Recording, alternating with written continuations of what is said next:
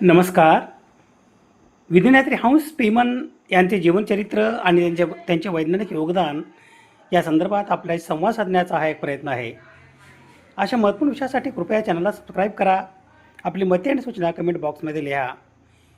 विधिज्ञात्री हंस पेमन हे जर्मनी देशाचे भ्रूणवैज्ञानिक आणि सन 1935 सालच्या शारीरिक क्रियाशास्त्र, औषधशास्त्र, वैद्यकशास्त्र शाखेच्या नोबेल पुरस्काराचे मानकरी. सन 1935मध्ये हिल्डे मँगोल्ड हंस पेमन यांचे विद्यार्थी यांनी भ्रूण किंवा एम्ब्रियो याला मिळणारे प्रेरणा, घटक आणि त्यांचा प्रभाव या संदर्भात संशोधन कार्य केले.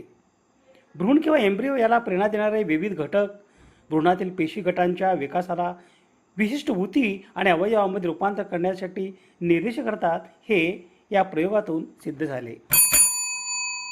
हंस पेमन यांचा जन्म दिनांक 27 जून 1869 रोजी जर्मनी देशातील स्टुटगार्ट या शहरात झाला. स्थानिक शाळेत त्यांचे शालेय शिक्षण पूर्ण झाले. शालेय शिक्षणानंतर त्यांनी वडिलांच्या व्यवसायात 1 वर्ष घालवले. सन 1889 ते सन 1890 या कालावधीत त्यांनी कॅसल हुसारमध्ये लष्करी सेवा केली आणि त्यानंतर हॅम्बुर्गमध्ये पुस्तक विक्रेते म्हणून अल्पकाळ काम केले. सन 1891 ते सन 1893 या कालावधीत त्यांनी हेडेलबर्ग विद्यापीठातून वैद्यकीय पदवी शिक्षण पूर्ण केले.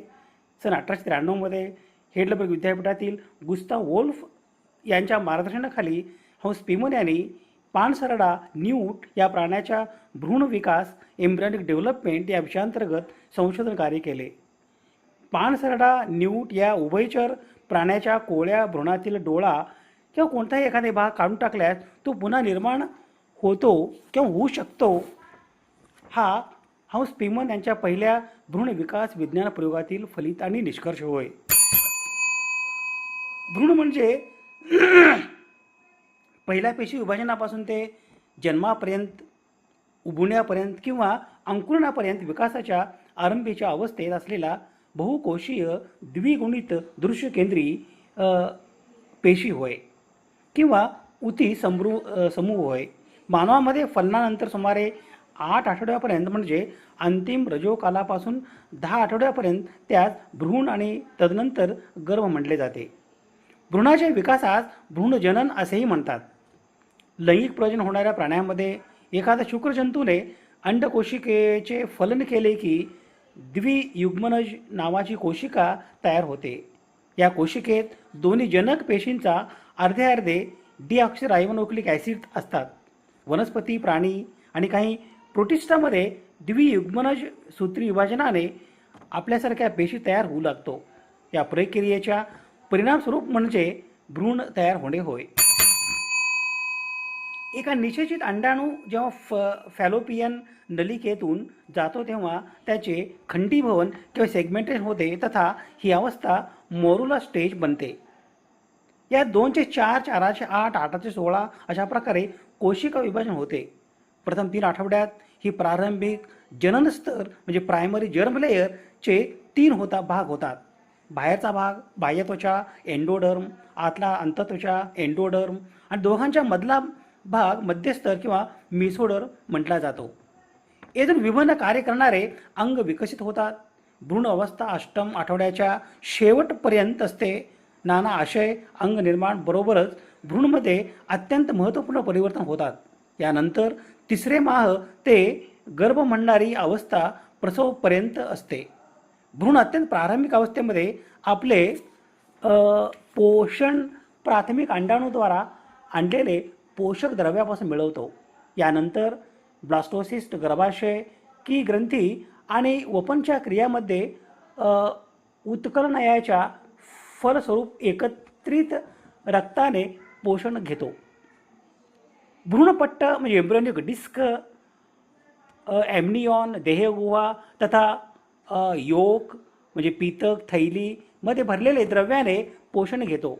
शेवटी नाभीनाल्याच्या निर्माणानंतर आईच्या रक्त परिवहनाच्या भ्रूण रक्ताच्या परिवहन संबंध स्थापित होऊन भ्रूणाचे पोषण होऊ लागते. 270 दिवसापर्यंत मातृगर्भाशयात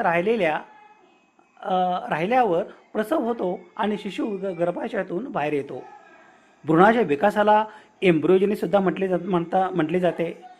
जीवामध्ये यौन प्रजनन करतात, त्यात एका वेळेला शुक्राणू अंड कोशिकेला निषेचित करतो व परिणामस्वरूप एक कोशिका जन्म घेते. याला झायगोट असे म्हटले जाते. ज्या दोन्ही अभिभावकांचे अर्धे DNA असतात. समविभाजनाद्वारे एक बहुकोशीय जीवाला जन्म देण्यासाठी झायगोट विभाजित होते. या प्रक्रियेचा परिणामच म्हणजेच एक भ्रूण होय. पशुमध्ये झायगोटचा विकास एका भ्रूणाच्या रूपात ब्लास्टोला गॅस्ट्रोला ऑर्गॅनोजेनेसिस नावाचे एक विशेष अभिज्ञेय टप्प्यात होतो. हे एक तरल पदार्थाने भरलेल्या गुहेच्या वैशिष्ट्यांनी युक्त असते. एक तरल पदार्थाने भरलेल्या गुहेच्या वैशिष्ट्यांनी युक्त ब्लास्टोला चरण ब्लास्टोकॉईल एक चक्र किंवा कोशिकांची एक चादरने घेरलेली असते, ज्याला ब्लास्टोमेरेज पण सुद्धा म्हणतात. अपरासंबंधी एक स्तनपायीच्या भ्रूणाला झायगोटच्या प्रथम विभाजन आणि एक भ्रूण बनण्याच्या मधले जेव्हा धारीच्या रूपात परिभाषित केले जाते. मानवामध्ये भ्रूणाच्या विकासाच्या 8व्या आठवड्यापर्यंत गर्भाशयात उत्पाद आरोपणाची अवधारणाच्या रूपात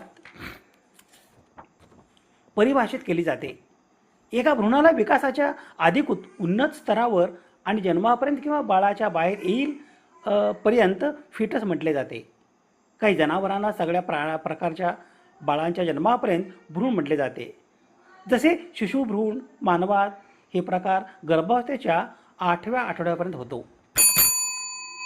गॅस्ट्रुलेशन नंतर ब्लास्टोलाच्या कोशिका विभाजन आक्रमण आणि या 2 डिप्लोब्लास्टिक किंवा 3 ट्रिप्लोब्लास्टिक ऊतक परत त्यांच्या निर्माणासाठी प्रवसनाच्या समन्वित प्रक्रियेतून जाते.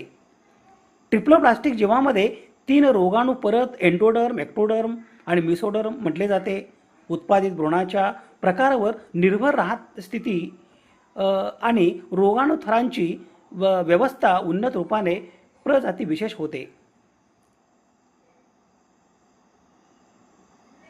1 ते 3 आठवडे 5 ते 7 दिवसांच्या निषेचनानंतर ब्लास्टोला गर्भाशयाच्या भिंतीला गर्भकला चिटकून जेव्हा या गर्भाशयाच्या संपर्कात येतो तेव्हा रोपण करतो.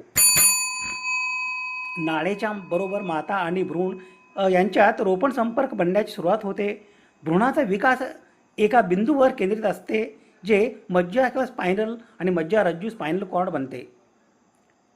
ब्रेन म्हणजे मेंदू, मज्जारज्जू, हृदय, जठरांत्र संबंधी मार्ग बनण्यास सुरुवात होते. 4 ते 5 आठवडे भ्रूणद्वारा उत्पादित रसायन स्त्रियांच्या मासिक चक्राला थांबवून ठेवते. नंतर सुमारे 6व्या आठवड्यात मस्तिष्काची गतिविधी दर्शवित न्यूरोजेनेसिस चालू असते. हृदयाचे धडधड चालू होते. अंगकुरित होते. तेथे नंतर हात आणि पाय विकसित होतात व ऑर्गॅनोजेनेसिस सुरू होते. डोके भ्रूणाच्या अक्षीय लांबीच्या अर्धा भाग आणि त्याच्या मासाच्या अर्ध्याहून जास्त भागाचे प्रतिनिधित्व करते. मस्तिष्क 5 क्षेत्रात विकसित होते. ऊतक ते गठन होते जे मज्जारज्जू आणि काही अन्य हाडांना विकसित करते. हृदय धडकेने रक्त प्रवाहित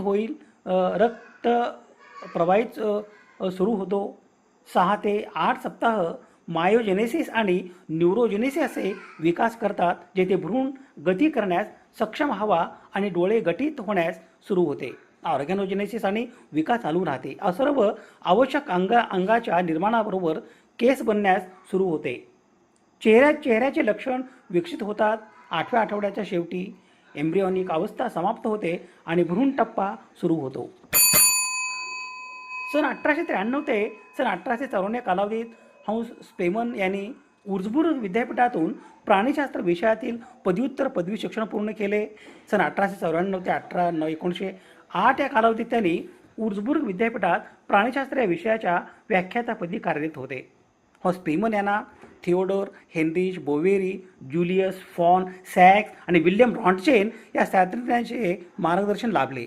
हंस स्पेमन यांनी थिओडोर हेनरिच बोवेरी यांच्या मार्गदर्शनाखाली स्ट्रॉन्गिलिस पॅराडॉक्सस या परजीवी कृमीच्या भ्रूणातील पेशी वंशविस्तार शेल लिनिए या शीर्षकांतर्गत संशोधन पदवी म्हणजे PhD शिक्षणासाठी प्रबंध पूर्ण केला. बेडूक या प्राण्याच्या अंतःकरण इंटरनल इयर या संदर्भात हंस पेमन यांचे संशोधन कार्य परिचित आहे. सन 1908 मध्ये हंस पेमन हे हॅन्सेटिक युनिव्हर्सिटी रॉस्टॉक येथे प्राणीशास्त्र आणि तुलनात्मक शरीरशास्त्र या विषयाच्या प्राध्यापकपदी नियुक्ती करण्यात आली. नंतर ते सन 1914 मध्ये बर्लिनच्या डहलम येथील cancer William institute of biology या संस्थेच्या सहयोगी संचालक पदावर कार्यरत होते. या संस्थेत त्यांनी भ्रूण विकास या संदर्भात सखोल संशोधन कार्य केले. फलित अंडी, ब्लास्टोला, गॅस्ट्रोला हे भ्रूण विकासातील टप्पे, एका भ्रूणातून विलग केलेल्या पेशी समूहाचा दुसऱ्या भ्रूणावर होणारा क्षेत्र परिणाम याने अभ्यासला. हंस पेमन यांच्या मार्गदर्शनाखाली हिल्डे मँगोल्ड, हंस पेमन यांच्या विद्यार्थ्यांनी भ्रूण किंवा एम्ब्रियो याला प्रेरणा मिळणारे घटक आणि त्यांचा प्रभाव या संदर्भातील संशोधन कार्य पूर्ण केले. भ्रूण एम्ब्रियो याला प्रेरणा देणारे घटक भ्रूणातील पेशी गटाच्या विकासाला विशिष्ट ऊती आणि अवयव यामध्ये रूपांतर करण्यासाठी निर्देशित करतात. हिल्डे मँगोल्ड यांनी भ्रूणातील विविध क्षेत्रांचे वर्णन केले. त्यांनी एका भ्रूणातून विलग केलेल्या पेशी समूहांचा दुसऱ्या भ्रूणावर प्रत्यारोपण केल्यावर तयार होणाऱ्या संघटित किंवा प्रेरित दुय्यम भ्रूण प्रायमॉर्डिया या स्थानाचे सविस्तर अभ्यास केले. हंस पेमन यांच्या मते संघटित किंवा प्रेरित दुय्यम भ्रूण प्रायमॉर्डिया हे स्थान म्हणजे भ्रूणातील आयोजक केंद्र होय आणि या आयोजक केंद्राचे वेगवेगळे भाग गर्भाचे विविध भाग तयार करतात. आयोजकाद्वारे भ्रूण प्रेरणा म्हणजे इंडक्शन हा हंस पेमन यांचा भ्रूण विकास संदर्भातील सिद्धांत. हा आयोजकाद्वारे भ्रूण प्रेरणा सिद्धांत त्यांच्या भ्रूण विकास आणि प्रेरण या सन 1938 मध्ये प्रकाशित झालेल्या पुस्तकात वर्णन केलं आहे. आयोजकाद्वारे भ्रूण प्रेरणा इंडक्शन सिद्धांत या संशोधन कार्यासाठी हंस पेमन यांना सन 1935 सालचा शरीरक्रियाशास्त्र, औषधशास्त्र, वैद्यकशास्त्रशास्त्र या शाखेच्या नोबेल पुरस्कार देऊन गौरवण्यात आले. हंस पेमन हे प्रसिद्ध जर्मन भ्रूणशास्त्रज्ञ, जीवशास्त्रज्ञ आणि सन 1935 सालच्या शरीरक्रिया विज्ञान, औषधशास्त्र, वैद्यकशास्त्र शाखेच्या नोबेल पुरस्काराचे मानकरी. भ्रूण विकासादरम्यान पेशींच्या वाढीचे आणि अवयव निर्मितीचे नियंत्रण करणाऱ्या भ्रूण प्रवर्तन संघटनकारी परिणाम या संशोधनासाठी त्यांना सन 1935च्या वैद्यकशास्त्र किंवा शरीरक्रिया विज्ञान या विषयातील नोबेल पुरस्कार प्रदान करण्यात आले. हंस पेमन यांचा जन्म दिनांक 27 जून 1869 रोजी जर्मनीतील स्टटबर्ग येथे झाला. त्यांनी हायडेलबर्ग, म्युनिच आणि वुर्सबर्ग विद्यापीठामध्ये वैद्यकशास्त्र, प्राणीविज्ञान शिक्षण घेतले. त्यांनी न्यूट म्हणजे शेलामिटसारखा दिसणारा उभयचर प्राणी या प्राण्याच्या भ्रूणाचा विकास कसा होतो यावर सखोल अभ्यास व प्रयोग केले. त्यांनी शोधून काढले की भ्रूणातील पेशींचा एक विशिष्ट गट आजूबाजूच्या पेशींना कोणत्या विशिष्ट अवयवात विकसित व्हायचे याचे निर्देश देतो. या क्षेत्राला स्पेमेन ऑर्गनायझर असेही म्हणतात. हंस पेमन या क्लोनिंग तंत्रज्ञानाचे अग्रगण्य संशोधक मानले जातात. त्यांनी सन 1924 मध्ये न्यूटच्या भ्रूणावर पेशी केंद्रक प्रत्यारोपण सोमॅटिक सेल न्यूक्लिअर ट्रान्सफर करून क्लोनिंगचे प्रारंभिक प्रयोग सिद्ध केले. पेशींच्या विकासातील ऑर्गनायझर इफेक्ट शोधून काढल्याबद्दल त्यांना सन 1935 मध्ये नोबेल पारितोषिकाने सन्मानित करण्यात आले. ते रॉस्टॉक विद्यापीठ, बर्लिन डालेम येथील कायसर विल्हेल्म जीववैज्ञानिक संस्था आणि फायबर विद्यापीठ जर्मनी येथे प्राध्यापक व संचालकपदी कार्यरत होते. दिनांक 12 सप्टेंबर 1941 रोजी जर्मन देशातील फ्रीबार्ग येथे हृदयविकाराने हंस पेमन यांचे निधन झाले. विज्ञानयात्री हंस पेमन यांच्या स्मृतीस विनम्र अभिवादन. शोध संदर्भासाठी ही यादी आहे.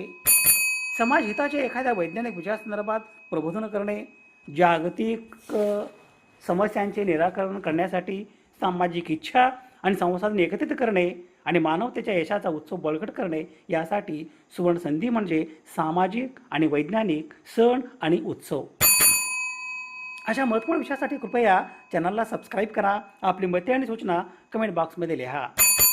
विज्ञान निष्ठा ही जीवननिष्ठा. धन्यवाद.